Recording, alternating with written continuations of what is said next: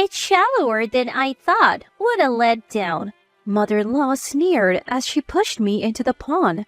I had endured her cruel antics for so long, but in that moment, something inside me snapped. My name is Jasmine. I'm 30 years old. I've been a stay-at-home wife for 7 years.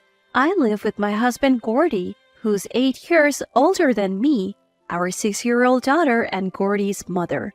Gordy was my boss and I was his subordinate. Growing up, my parents divorced and I lived with my mom. I guess I always yearned for a father figure. Gordy, being 8 years older and competent at his job, seemed very appealing, but I never had a chance to get close to him. He was just someone I admired. However, we got closer during a team-building event. We bonded over our shared love for movies and hit it off.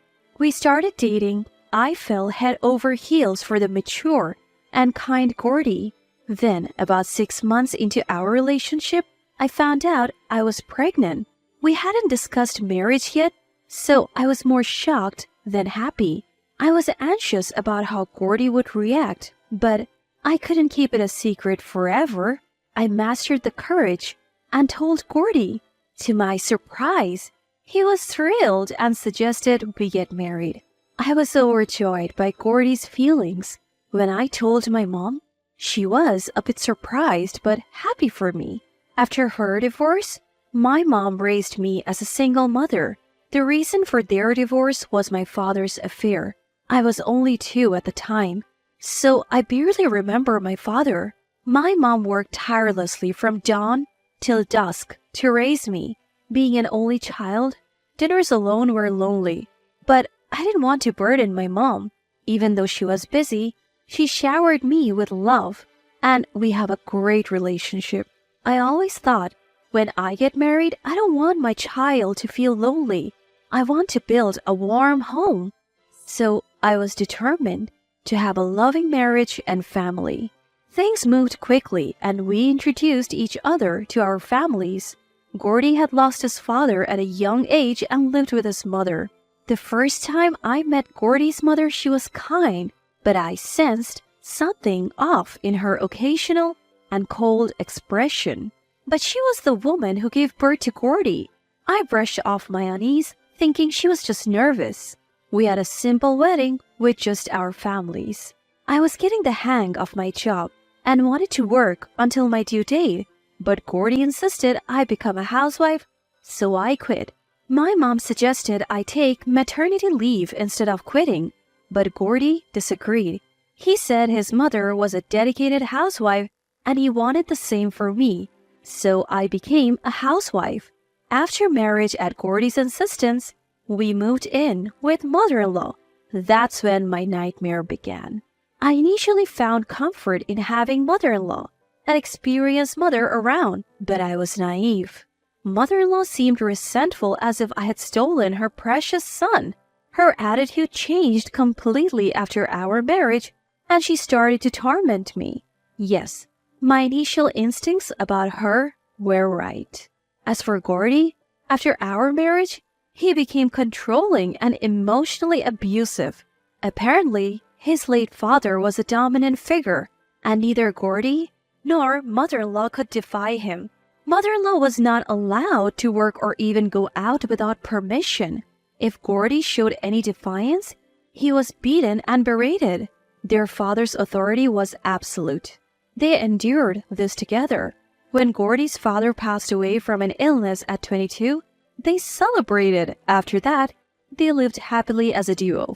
I believe the kind Gordy I knew before our marriage was genuine, but after seeing his mother's disdain for me, his love waned. To Gordy, his mother was more important than his wife. Whenever Gordy was cold or verbally abusive to me, mother-in-law looked satisfied. Gordy would appease her, saying, "Mother, I'm married so you could have an easier life. Jasmine will do everything for you." I think the two of them felt some twisted sense of revenge by treating me the way Gordy's father had treated them. It was utterly unfair to me, but I felt helpless. In the early days of our marriage, I suffered from severe morning sickness, sometimes unable to get out of bed. Yet, Mother-in-law would say, "You're exaggerating this morning sickness thing. Who do you think you are? Get up and make dinner." She even forced me to do household chores. She would make me carry heavy bags and even intentionally pushed me once. Gordy, of course, didn't defend me. Instead, he would say, "I'm busy working. You're probably just napping all day. And you still eat the food I provide." I endured, hoping that maybe when our child was born, mother-in-law and Gordy would change. My mom, concerned about me living with mother-in-law and being pregnant, often called or messaged, but I couldn't bring myself to tell her the truth. She had raised me through hardships and always wished for my happiness. I didn't want her to worry or sadden her. I always reassured her with a cheerful voice, saying everything was fine, that Gordy and mother-in-law were taking good care of me, and I was happy. She might have suspected something, but always said, "Remember, I'm on your side. Tell me if anything's wrong." Then, I safely gave birth to a beautiful girl named Judith. The joy of her birth made me momentarily forget the torment from mother-in-law and Gordy. I vowed to live for Judith from that day on.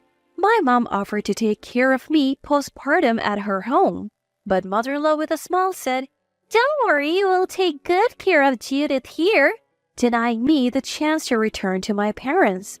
Normally, new mothers rest for a month after childbirth, but my mother-in-law had me working the day after I was discharged. Their treatment of me didn't change after Judith's birth. It got worse. Knowing I was up all night nursing, they still forced me to wake up early for chores. On top of that, I had to care for the baby. I was utterly exhausted, stressed, and sleep-deprived. Mother-in-law, seeing my worn-out state, would laugh, saying I looked like a vagrant every night. Tears streamed down my face. Judith was my only solace. The one saving grace was that Judith looked like Gordy, so both he and mother-in-law adored her, though their idea of adoring was just playing with her occasionally. I was relieved because I had feared they might mistreat Judith too. When Judith was about 3, I told Gordy I wanted to work outside. He scoffed, saying, "Who would hire someone like you with hardly any work experience?" Mother-in-law laughed, calling me a useless wife. In truth, I was at my limit and wanted to save money to leave with Judith, but they wouldn't let me work and I gave up on ever leaving.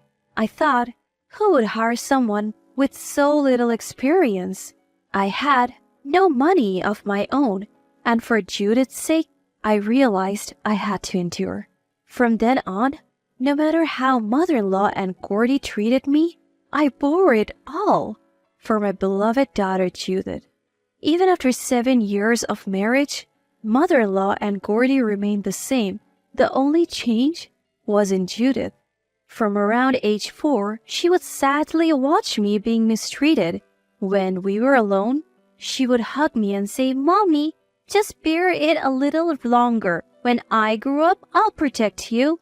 Ever since she was little, Judith could sense the unfair treatment I endured, and it deeply hurt her young heart. Her presence alone became my beacon of hope.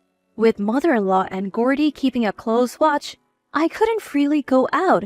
Even on the rare occasions I went shopping, mother-in-law would accompany me. However, once Judith started attending elementary school, I got the chance to step outside with just her during drop-offs and pickups. Previously, I couldn't even meet my own mother, but sometimes she would wait near the school to see us, so our meetings became more frequent. Whenever we met, my mom would ask, "Are you okay?" I couldn't tell her the truth about my situation, so I always reply, "I have Judith, I'm happy." I had also told Judith to keep our real situation a secret from my mom. Then one day, Judith expressed a desire to visit a community park a bit far from our home. She had heard from friends about a pond there with a family of turtles and was eager to see them. Gordy, being the doting father, "If Judith wants to go, I'll take her anywhere."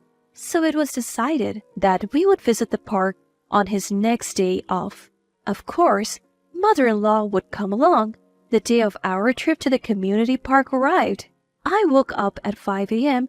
to prepare sandwiches for the entire family. Making sandwiches took time since Gordy and mother-in-law had big appetites. While I was busy with preparations, the two of them were leisurely playing on their phones. Upon reaching the community park, it was evident that it was a popular spot bustling with families. We quickly headed to the pond to see the turtles. And sure enough, there was a cute family of turtles. Judith was ecstatic, exclaiming, "So cute!" I smiled, watching her joy. Suddenly, someone forcefully pushed me from behind and I fell into the pond. I had a traumatic experience of nearly drowning in the ocean as a child, so I was terrified of water and couldn't swim. Mother-in-law knew this because I had shared the story before. Thrown into the pond, panic overtook me as I flailed around. Judith cried out, "Mommy!" Mother-in-law remarked, "Falling into a pond? What a foolish daughter-in-law," and laughed without trying to help. Gordy, laughing, took photos of me in the pond. Seeing their reactions, something inside me snapped. Fortunately, the pond wasn't too deep, and I managed to stand. Mother-in-law, seeing I was okay, said with a hint of disappointment, "It's surprisingly shallow, what a pity." At that moment, I was certain mother-in-law had pushed me. That night, anger kept me awake. I wanted revenge, but considering Judith's future, I thought it might be better to endure and stay with a financially stable Gordy. I spent the entire night thinking. The next morning, an hour away to school, Judith turned to me with determination and said, "Mommy, it's okay. Divorce Daddy, Grandma, and Daddy are terrible. I'm on your side." I was touched but hesitant, wondering, is divorce really the right choice? The following day, as we approached the school, I saw my mom. Judith ran to her with joy. I hurried over, curious about their conversation. My mom hugged me, saying, "Why didn't you tell me the truth? You have endured so much." Judith whispered, "Mommy, it's okay, right? I told Granny everything." Mom encouraged me, saying, "Get a divorce. It's okay. You're still young and you can try again." She then went on to say, "You should hire a lawyer. I'll pay for the lawyer's fees. I'm sorry I didn't notice." From that day, with Judith's help, I began gathering evidence. Gordy's verbal abuse, mother-in-law's derogatory comments, everything was recorded. Unaware of this, mother-in-law and Gordy continued their behavior. Gordy's constant belittling and my mother-in-law's endless insults were all caught on my voice recorder. Unaware of this, both Gordy and mother-in-law continued their hurtful ways. Sometimes, I would intentionally tell Gordy, "I want to work outside," to which he would reply, "Who would hire someone like you, idiot?" I would also act sad in front of mother-in-law just to hear her say, "You look so down, pathetic." With these tactics, I gathered plenty of evidence. Then one day, mother-in-law, who never cared about her salt intake despite her age, suffered a stroke due to high blood pressure and became paralyzed. She was discharged from the hospital, but both Gordy and mother-in-law expected me to take care for her. "Jasmine, you'll take care of me, right? I am so pitiful." And, "Hey, Jasmine, take care of mother. If you're rough with her, you'll regret it." I firmly replied, "I won't look after mother-in-law. She's your mother, Gordy. You take care of her." I had never talked back before, so they were momentarily stunned. But Gordy quickly yelled, "You better take care of her." The next day, Gordy left for work. I had no intention of caring for mother-in-law. I planned to ignore her completely. While I was in the living room, I heard mother-in-law calling me from her room. She sounded frantic. I didn't want to help, but I decided to check on her. She looked pale and said, "Jasmine, I need to use the bathroom." I coldly replied, "Go ahead on your own." She cried out, "How could you? Hurry up and help me." Apparently, she had forgotten to wear her adult diapers. She then had an accident and started crying from embarrassment. Filled with a desire for revenge, I didn't help. Instead, I called Gordy's workplace. When he rushed home and saw mother-in-law, he shouted at me. I told you to take care of her. I calmly responded, I told you I wouldn't. Have you forgotten how you both treated me? Mother-in-law kept repeating, You brute! You brute! Which one is brute anyway? I finally handed Gordy divorce papers. Gordy probably had no idea that I would initiate a divorce. He was in shock. I said, I have had enough. I want a divorce, and of course, I'll take custody of Judith. Both mother-in-law and Gordy were yelling. But when I played the voice recordings, they froze. Gordy's morally harassing commands and mother-in-law's heartless commands were recorded. I said, I have all the evidence. I'm confident I would win in court. Gordy muttered, I can't believe you recorded us. Mother-in-law still shouted, Judith won't choose you. She won't. When Judith came home from elementary school, mother-in-law sweetly asked, Judith, who do you want to live with, Grandma or Mommy? Judith firmly replied, Of course, Mommy. Grandma and Daddy are always mean to Mommy. I will always live with Mommy. I hate Daddy and Grandma.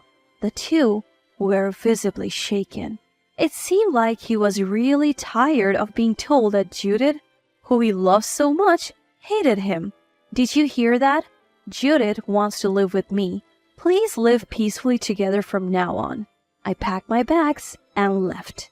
I never returned to Gordy and mother-in-law's house. I finalized the divorce through a lawyer.